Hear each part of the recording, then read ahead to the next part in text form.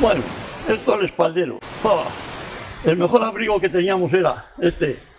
Entonces cogías, que llovía, lo ponías, que hacía frío, te lo ponías. Que no hacía frío, bueno, así puesto, pero frío para el agua, todo. Que no hacía frío, que hacía buen tiempo, lo quitabas. Lo echabas, si estabas con el ganado que tenías tiempo, lo echabas allá en la hierba y te tumbabas a hacer a la siesta con él, o sea, encima de él, y no pasaba la humedad, ¿no? Una cosa muy buena esto, es un cuero muy bueno. ¿Y de qué estaba hecho? Esto, pues estaba hecho, bueno, se hacían espaldericos de cabras también, ¿verdad? Pero no daban resultado. Y y bueno, y los espalderos buenos con chotos.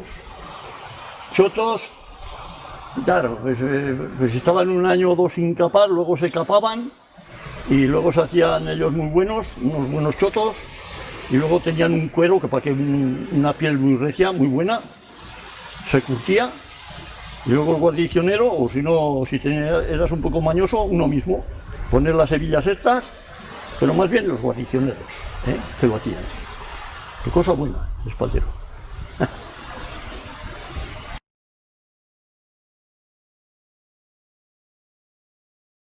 Estos son lo que llamamos abarcas, que es lo que se usaba antes, pues a diario. Esto era lo que había, el calzado que se usaba.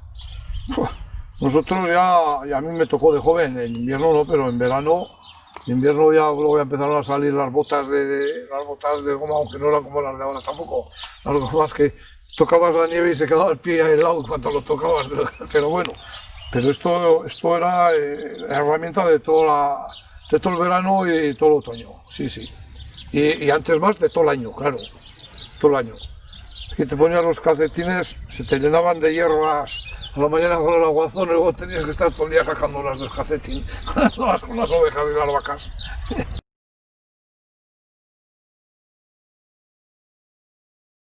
Mochila al pastor, venga.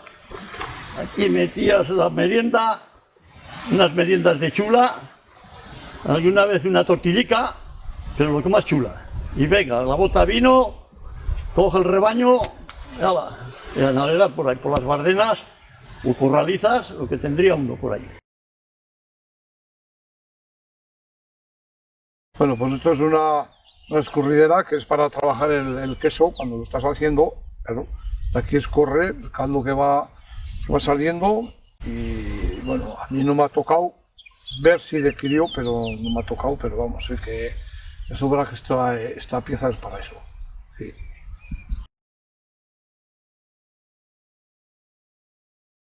Esto es un aro o molde de hacer queso, se llama de las dos formas y bueno, pues sirve para aquí vas metiendo el queso cuando lo estás haciendo y eso, vas apretándolo un poco y eso es la forma de tamaño, depende como quieras, la cantidad que metas, pero sirve para eso. Sí. Pues esto es un cerro esquilado o cuartizo. Aquí es por el tamaño, nosotros decimos las piezas grandes trucos, la redonda la truca, algunos sitios llaman la campana, o está el cañón, y esto por el tamaño es un cuartizo. Cuartizo que bueno, pues que se ponía, es un tamaño de vacas, ya más grande los chotos, pero también es esquila de chotos. De llevarlo en las cañadas, en las transhumancias, o moviendo el ganado de unos sitios a otros para llevarlo los chotos. En este caso va acompañado con una canabla de madera, que esta canabla pues se ve que es de yeguas o de alguna vaca joven, novillas o algo así, por el tamaño. Y luego esto es el badajo o batajo, que se llama de las dos formas, badajo o batajo.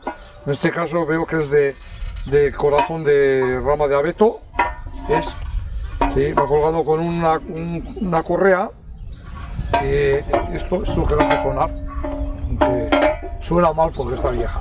¿Qué se les ponía a los chotos? Eso porque las ovejas siguen muy bien al ruido de los chotos.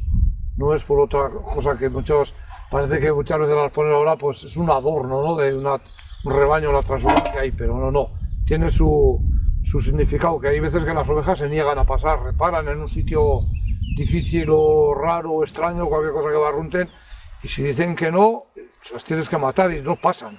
Sin embargo, el choto siempre no lo valiente, el irasco, el cabrío, siempre, y además un poco más acostumbrado y más ligero para, pues tú lo coges por delante y las ovejas, entonces si arrancan ellos, las ovejas donde ellos van ciegas, además, ¿eh? Si se tienen que tirar por un sitio difícil, entonces se tiran, pero detrás de ellos, con el ruido de los cencerros, pero es increíble, pero sí. Luego esto, hombre, esto tiene otros cometidos también que en las fincas y en los comunales, y pues más o menos los ganaderos sí que conoces, distingues el sonido de tus cencerros, tus esquilas, y buscando, y siempre cuando falta una vaca o una yegua o lo que sea que no puedes buscar, pues esto te llama a donde está. Y, o sea que ayuda mucho a la labor y el trabajo del pastor y del ganadero, eso es indudable.